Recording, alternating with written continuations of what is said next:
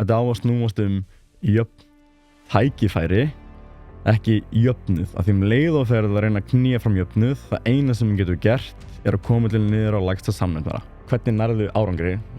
Ég vil meina að þú gera það með því að brenna öll plan B. Leið og það setur kröfunar einhvers staðar, það ákveður fólk alltaf. Ef það eru bara auðveldar, þá þarftu ekki að reyna á þig. Ef það eru ótrúlega erfiðar, þá fer það að taka ákvarðanir í lífinu þínu sem að gera það að verkum og þú nærð því að komast þangað.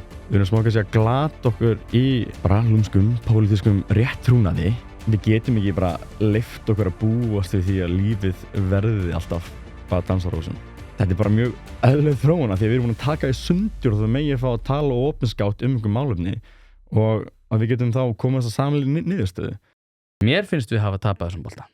Mér finnst við í alvöru tala að hafa svolítið og þetta sést í því hvernig við tölum saman, það sést í því hvernig við komum fram við hvort annað, það sést í því hvernig við sjáum þróun ofbeldishneigðar, ungra krakka þróast og fullorðna fólki ekkert skárra. Fullorðna fólki einhvern veginn bara í því einhvern veginn að vera í skítkasti, við erum mjög vond fyrirmynd í sjálfur sér og nú myndur einhver trullu við mig og segja ég sé svo tvístarandi afl, ok, það lægt að fara rauk fyrir því. En ég myndi aftur á móti segja bara ég til í að tala við hvern sem er. Ég til í að takast á við allar hugmyndir. Við erum ekki endilega að fara að vera sammála. Mér finnst til dæmis bara of mikil aumingjavæðing. Mér finnst ekki vera okkur til framdráttar að fólk sé í rauninni hlekkjað við eigin veruleika með því að þú eigir bara að koma til móts við alla með alltaf út af því að það mun einhvern veginn auðga þeirra líf. Ég held að, til dæmis, það tala mikið eiturlyfjanotkun, SAV hefur bara já, þú þarft að rekast í botnin til að spyrna þér upp. Ég held að það sé ennþá rétt. Margir ósammála því, en ég held aftur á móti að alltaf ef við ætlum að segja alltaf öðru fólk að öryggisnetið er bara nákvæmlega þar sem þú lendir, að þá held ég að við munum ekki búa til sterkari einstaklinga. Og eins og segi, þetta sést í skoðanaskiptunum, þetta sést í öllu sem við einhvern veginn erum að sjá í öllu samfélaginu. Allar tölur er alltaf að vera verra og verri. Við erum ekki færri börn, PISA er að vera verra, eiturlyfjanotkun aukst. Og við erum bara eitthvað svona hummað þetta af okkur og tala samgöngur og eitthvað. Og ég hugsa bara, við þurfum ekkert að pæla í samgöngum ef við erum ekki með heilbrigða einstaklinga til þess að nota það, sko. Einmitt, það er komin kannski tími á ferska og nýja nálgun í þessum hlutum. Maður svona farin að hallast á því. En sko, auðvitað á þetta að vera krefjandi en þetta á að vera krefjandi á þeim forsendum fyrir einstaklingar sem taka þátt í því. Mér finnst frábært að það sé til eitthvað það sem að þetta er bara brútal en þetta á það að vera val, því sumir eru ekki tilbúinir að fara í það en þetta á það að vera í boði og sumir þurfa bara að koma inn á stað þar sem að þau eru bara að byrja sem fyrstu skref, eru ekki tilbúinir að fara í hackathon-programmið en að geta tekið á móti þeim og kynna þeim fyrir og leyfa þeim að taka sín eigin skref og móti sín eigin framtíð. Það er svona smá sem þetta á að snúast og svo það eru tækifæri ef þið langar og við erum að hvetja því þá átt að þá átt ég að hoppa í þetta. Það er bara þú að dreyma, þú að gera eitthvað sem er smá stjartfræði og klikkað og svo gerist eitthvað ótrúlegt út frá því. Þetta mun aldrei fara eins og ætlaðir, það er bara ekki glemt því.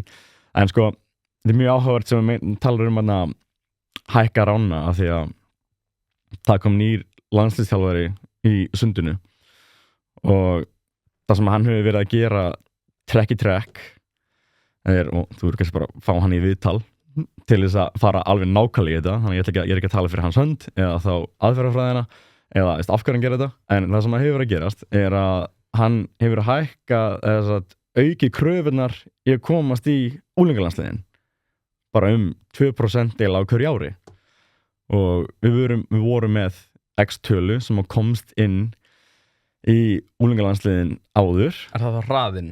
Já, tíminn. Þú veist að það var þetta reiknað út frá prósenti frá heimsmyndi, sko. Og við vorum með einhver ákveðna staðla og það komst X fjöldi inn. Við ákveðum að gera kröfunar, hann ákveða að gera kröfunar erfiðari. Við jökum fjöldan sem komst inn í unglingalandsliðið. Já, það er áhugavert. Yfir bara nokkur ár þá var það þannig að við vorum með, við ætlum að fara einhverja massífa gagnagreiningu, kannski var að þessum nákvæmlega tíma bara meiri grunnur sem kom inn, en ef þetta gerist yfir langan tíma sem þetta gerðist yfir mörg ár, að þá var það þannig að prósentunar við jökum þær, ég ætla tók í þátt í þessu, bara að fá að heyra hvernig þetta er og kröfunar voru hærri og hærri og hærri en samt voru fleiri sem komið til unglandsliðið.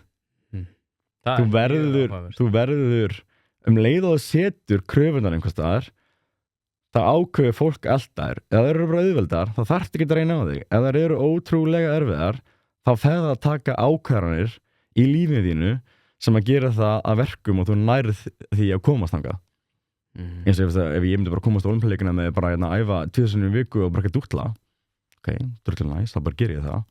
En ef að kröfunar, ég kemst ekki á Ólympíuleikana, þannig að ég vil ekki taka þátt á Ólympíuleikunum að keppa á bara A-lágmarki sem er bara grjóthart, topp 16 í heiminum, pluss einhver 0,5%, það er bara lágmarkið punktur.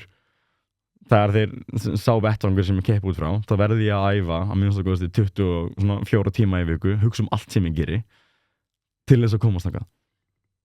Leið að lækka kröfunar, þá dettur þau bara niður það plan. Og auðvitað er það þannig að það eru hellinga mismunandi aðstæðum. Við höfum ekki að setja sömu regluna yfir alla. Við höfum ekki að greipa þá sem að geta ekki uppfyllta kröfur. En við höfum að búa til þannig að þú ert smá eitt í rétti átt. Ég veit ekki hvað er best fyrir þig, en á saman tíma, það er bara, eins og ég segi, mótlæti er mótandi. Þú átt að fá tækifæri til þess að vaksa og dafna og bara endur á deginum verða betri einstaklingur. Já, það er ein mjög heit kartafla og ég ætla að biðja að elda mig ekki hingað út af því að þá var þér kannski líka. Já. Það er ég veit ekki hvort að segja, nei, þetta er eiginlega bara nákvæmlega sem þú ert að segja. Það er Glenn Loury og John McWhorter. John McWhorter er hjá NYU og Glenn Loury er hjá Brown University og þeir eru báðir þeldökkir og þeir hafa sagt að einmitt það sem að hefur kannski verið verst fyrir þeldökka í Bandaríkjunum á akademísku leveli hefur verið það að þeim var gert ljóst að kröfurnar sem að þeir eru gerðar til þeldökkara akademísa væri í rauninni lægri. Og þeir voru að segja það að nákvæmlega eins og þú ert að segja í rauninni að ef að þið myndir lækka kröfurnar þá gerir fólki ólíklegra til þess að geta tekist á þau verkefnum sem þau þurftu svo að gera í skólanum út af því að þar er ekki gefnar mikill afsláttur.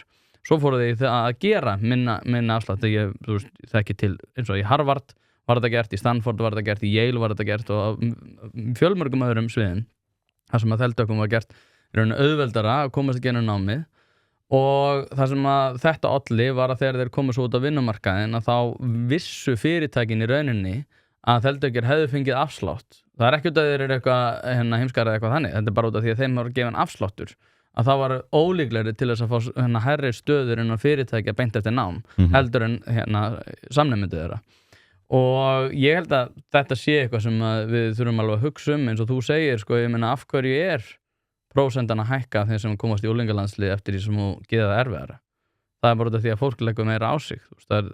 Þú færð það hugafar að þú þurfir að leggja meira á þig til þess að takast á við nýjar aðstæður og allir að fara að gera það frá jöfnum grundvelli, fá jöfn tækifæri til þess að gera það. Algjörlega. Og ég meina, og út af því að ég nefndi nú einhvern veginn daginn, þú veist, ég meina við þurfum líka að horfa á það fyrir, þú veist, hverjum ert að koma til móts við ef þú ert til dæmis að auka kröfur og hvernig ert að koma til móts við ef þú lækka kröfur. Því ef að þú segir alltaf við fólk bara þú þarft að ná aðeins lækkari árangri, þá mun markmiðasetningin lúta að því að þú ert að setja að fara að ná, þú veist, já, inn í þetta, en lækkari árangri heldur en kannski þú hefðir haldið að þú þurftir að gera. Já. Og ég meina þetta er saman með námi, ég meina, þú veist, ef við tökum bara háskólanám, ég meina það eru ákveðni áfangar sem að eru auðveldar heldur en aðrir og þá sjálfkrafa gerir þú þig grein fyrir því, ég þarf ekkert að leggja svo mikið á mig og ég get lagt meira í þetta. En ef þú ert með mikla kröfur á öllum sviðum, þá ertu miklu líklegri til þess að ná árangri síðan mér, skilur við, eins og klárar eitthvað háskólanám, hvernig verður betur í stakk búin til að takast á við verkefni sem að muni þá snúa nákvæmlega þessu. Og ég held einmitt út af því við erum að tala afrek og úlingar þurfa þess að halda. Við erum alltaf bara, þau eru svo mikið snillingar og þau eru svo gáðu, börn eru ekki gáðu og þú veist, það er bara svo ég nefnir þetta 100. skipti, það enginn sem hefur á ævisinu hugsað vá hvað ég var gáfaði þegar ég var 18 bara, vá hvað ég var klár og gáfaður og það hugsa allir bara vá hvað ég var ógeðslega vitlaus, ég vil þegar maður er svona 22-23 þó þetta sé orðin fullorðin einstaklingar enginn sem hugsa vá hvað ég var mikill snillingur og vá hvað bara, ég vildi geta farið aftur og þegar ég var svo miklu gáfaður þá enginn sem hefur hugsað þetta ég skil ekki okkur við ættum að gera ráð fyrir því að þessi krakkar sem eru núna séu svona ógeðslega gáfuð og einhvern veginn að vera leiðandi afl og eitthvað þau ekkert að vera leiðandi afl við hefum að móta þeim ákveðna umgjörð þar sem að þau ná að hámarka árangur því að já, vissulega síðar meir þegar við verum farin að rörna að þá munum við þurfa að reiða okkur á þau til þess að þau séu og þannig að þau séu betri stakk búin til að takast á við erfið verkefni jafnvel fyrir okkur þegar við erum eldri Þetta allt rofið og við einhvern veginn erum að kýtast stórkostlega einkennilega hluti sem varðar stjórnmálin þegar rauninni svona stóra myndin rauninni að verða töluvert verri efnahagsmálin eru á mjög vondum stað félagslegu málin eru á vondum stað húsnæðismarkaðurinn náttúrulega bara orðinn sturlaður öll þessi mál, svona þessar breiðustrókur þá svo að fá eitthvað umtal þá erum við alltaf einhvern veginn að pæla í svona stórkostlega litlu málum eins og við þurfum einhvern veginn að koma til móts við henni ákveðna hópa undir einhverjum formerkjum sem að þau setja sér ekki eins og þetta einhverjum hópar sem að við erum einhverjir fílabeinsturnar í háskólanum eru búin að móta einhvers konar umgjörð það hvernig við að koma til móts við ákveðna hópa og já, hópaðin báða aldrei þetta sama gerist í Bandaríkjunum en þú veist og þú þekkir þetta náttúrulega orðið Latinx var eitthvað sem að já þú átt að kalla þig það svo prófaði ég bjóðan í Bandaríkjunum já þú náttúrulega Latinx og náttúrulega tengdafjölskylda mín var frá Kólumbíu á þessum tíma þau alveg bara þú gerir þetta aldrei aftur og þannig bara spörkum við þér út en það var einhvern veginn búið að móta það hugafara þegar við varum komið til móts við þessu hópa þannig að eins og segi allt þetta að koma til móts við alla hópana sem hópan bygginn ég held að þetta sé bara svona hraðbrautin í einhvers konar glötun hver þín skoðun á þessu? Já, bara fyrst og fremst þú átt að búa til kerfið þar sem þú getur virkjað kraft einstaklingsins og ef að það bátir eitthvað á það verður öryggiskerfi sem grípur þig það bara endur deginum hvernig það var að vera og auðvitað mun alltaf komu upp einhverja aðstæður þar sem að það kannski að brúa einhvers staðar á milli en það allt bara yfir höfuð smávægilegar aðgerðir í stóra samhenginu og eins og við talar við erum smá kannski að glata okkur að tína okkur í einhverju kannski bara lúmskum, pólitískum réttrúnaði til þess að líta vel út en í stóra samhenginu skiptir þetta engu máli þegar að grunnkerfin eru í smá laski Þetta mun ekki breyta neinu það sem knýr samfélagið áfram. Þannig að kannski ætli áherslan sé ekki smá bara komin í dag á að færa sjónirnar það sem skiptir máli. Algjörlega, og ég hjartan að sammála því og það er líka út af því þú sagðir áðan að þú veist, sumir eru ekki tilbúnir í það að takast á við svona brútal hluti í til dæmis æfingum og eitthvað þannig. Ég samt líka að velta upp að þú missir pabba þinn skilurðu, áföll eru brútal og þau koma saman hvort okkur líka betra að vera þannig að þegar við horfum á svona breiðu strókunar ég meina, við erum öll að fara að lenda í vondum hlutum og þá einmitt kemur það á daginn skilurðu að nú veit ég ekki með þig en ég gerir ráð fyrir því að sá ægi sem þú þurft að sína sundinu svo segla, svo áræðni hafi gert þig betur í stakk búin auðvitað er þetta alltaf ömulegt en þú ert sterkur einstaklingur og þar af leiðandi ertu betur í stakk búin til þess að takast á við eins og fráfall föðurins. Já, ég meina allir minn besti árangur á hvað maður að segja, bara þess að stórmótasviðinu í sundi kom eftir að hann féll frá og eftir ég fóru gegnum dimmasta dal í bara ævi minni þannig að já, lífið er bara ógeðslega ósangjant frá náttúrunnar hendi og við þurfum að vera tilbúin á að takast á við það er bara þannig það er þitt að gera lífið gott og við getum ekki bara leyft okkur að búast við því að lífið verði alltaf bara dansarósun ef þú ef þú fer með það hugafar inn í lífið, það mun allt verða ömurlegt. Ef þú ert með það hugafar að það getur allt maður með eitthvað, en það getur bara horfið á svipstundu, þá er þetta fyrst miklu þakkláttur fyrir það sem þú hefur, en á saman tíma er tilbúinu í áföllin sem munið inn á. Og ef við fyrir aftur aðeins í unglingana, ég elska frelsi einstaklingsins og við erum ekkert að segja þeim að gera nákvæmlega þetta, þau þurfa auðvitað að móta svona eigin leið. Við getum búið til hvata fyrir þau að velja ákveðna vegferðir, en það getur ekkert verið þannig að þú verður að gera þetta náttúrulega 14 skólaskyldu, það er mál, en þau þurfa smá að fá tækifæri fyrir til að vaksa og dafna, því að þú þarft að rekast á til þess að í raun og veru átta því á hver þú ert. Svona öll mín stærstu það var mín vegferð í sundinu og það sem hefur gert með þeim einstakling sem ég í dag hefur verið að mestu leyti orðið til út frá því sem að fór vitlaust. Og við þurfum bara smá að vekja athygli á því að það er alltaf glamúrmyndin eitthvað, ég náði einhverjum palli að gekk eitthvað vel, Íslandsmet, bla bla bla bla, allt frábært, en það hefði aldrei orðið til. Hefði maður ekki rekist á, lenti bara hræðilegum aðstæðum sem við þurfum að vinna sig úr og auðvitað fær maður hjálp. Bara sem samfélag, við getum í gegnum einn. Það var verið í lagi að biðja um hjálp, en við þurfum bara þá lítið innan við þegar við þurfum því að halda og þora að biðja um hana. Það er bara heilbrigt. 100% og ég meina eins og þú nefndir aðan öryggisnetið, ég er ekki það mikill frjálshyggjumaður að ég tel að það eigi ekki að vera öryggisnet. Ég held að það eigi að vera öryggisnet, en ég held að það öryggisnet eigi að vera sniðið eins mikið og við komst upp með að því að þú hjálpið þig sjálfur. Að viljinn þinn sé það sem að ber þig halva leið þráttur það að þú fáir hjálp. Ég sammála bara því ef það er þetta áðan, það er bara einu sinni sem við getum spynt í botnin, það er því að koma þangað. Já, nákvæmlega. Og þá er þetta að fá hjálp og kraft í að spyrna þér þaðan mjög fast upp á við. Já, algjörlega, og ég meina, og þú talar um hvata og umgjörð og ég meina, það er það sem að ég er að reyna að fara rauk fyrir. Ég meina, ég vil til dæmis að við séum með heilbrigðiskerfi sem að grípur þá sem að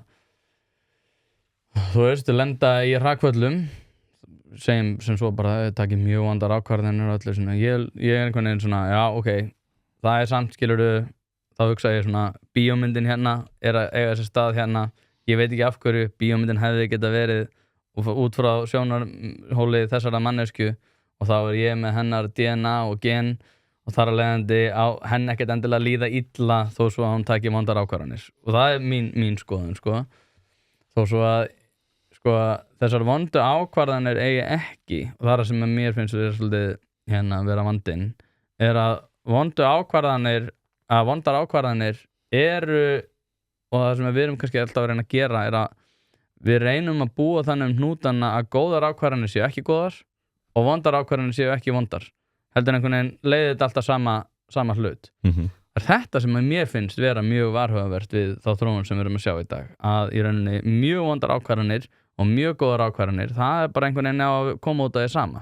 Og það er svona þessi svona glötunar hugmyndafræði að þessum jöfnuði sem ég vil meina og þú veist, þetta hefur líka bara að gera með það hugafar sem að við höfum mótað í okkar samfélagi, það sem að bara atvinnurekendur sem að eyða einhverjum 3 áratugum í það að búa til einhverja vöru og reyna að ná einhverjum markmið til þess að koma til móts við þarfir neytenda sem að jafnvel bjargar mannslífum eins og Guðmundur Fertram í Keresis og það var bara en hvað fékk hann borgað og hvernig get ég skattlagt hann? Og ég þetta er skrítið viðhorf.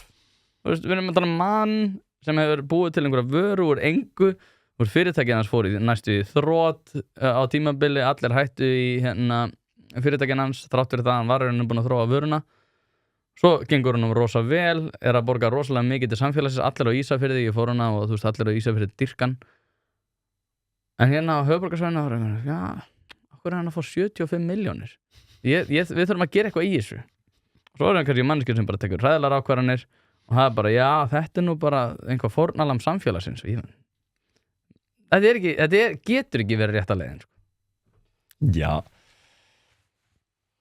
Eins og ég talaði þá að vera til öryggiskerfi til þess að þú getur allt draumana þína en ef bara allt fyrir rugl að þú sett gripinn og komin aftur á réttabraut það er bara heilbrigt samfélag en að mínu mati þá bara því að maður hefur búið lengi í Bandaríkjunum og maður svona koma smá inn frá öðru sjónarhorninu í íslenskt samfélag að það vantar miklu meira því að hygla þeim sem maður skara fram úr og það var ég ekkert að tala um eitthvað að hygla mér eða eitthvað þannig, þetta er miklu meira bara að hygla þeim drifkrafti sem að er inn í okkur og býr til samfélagi sem við búum í það er allir jafnan aðganga að samfélaginu auðvitað, en þetta er það sem að þetta eru tannhjólin sem að knýja okkur áfram það er drifkrafturinn sem að býr inn í okkur og við erum að knýja hann eins vil og við getum og að því þú fórst inn á jöfnið sko, það á ekkert að vera eins bara tökum mig, ég fæ bara aðganga það búið til frábær íþróttakerfi á Íslandi og sendum okkur alveg gífurlega vel í því að það er alveg sama í hvað efnahagsástandi þú kemur að þú færð bara framgöngu því og ég getur bara eld draumana. Þetta á að snúast jöfn tækifæri ekki jöfnuð, af því leið og ferð að reyna að knýja fram jöfnuð, það eina sem getur gert er að koma til niður á lægsta samnefnd bara. Já, og þá var ég bara á sama stað og bara elska ekki sund og hann nenni ekki að verið en ég myndi ekki komast herra en það og ég er bara í forréttindastöðu í dag að fá að vera fyrirmynd og ég er ótrúlega þakklátur fyrir það. Þá komst þér, sko, já, ok, forréttindastöðu, það er ekki, nei, ég er bara ósamlega því, þú ert ekki í forréttindastöðu. Þú komst þér í, það er enginn forréttur sem að þú, þér áskotnaðist fyrir það að, þú ert fyrirmynd út af því að þú náðir árangri. Það er ekki forréttindi. Ég er bara hjartanlega ósamlega því. Nei, það eru forréttindi að ég hafi tækifæri til þess að bara orð mín hafa aðeins meira vægi af því að ég hef lagt mikið á mig til þess að koma á svona stað að þessi hlusta á þig. Það eru forréttindi að ég hafi tækifæri til þess að deila skoðunum mínum og fyrir hlusta á þig. Það er það sem ég er að meina. Já, ég er samt ég er bara, mér finnst ekki vera forréttindi er líka bara orðið eitthvað hugtak sem að mér finnst bara vera algjör della. Þetta er alltaf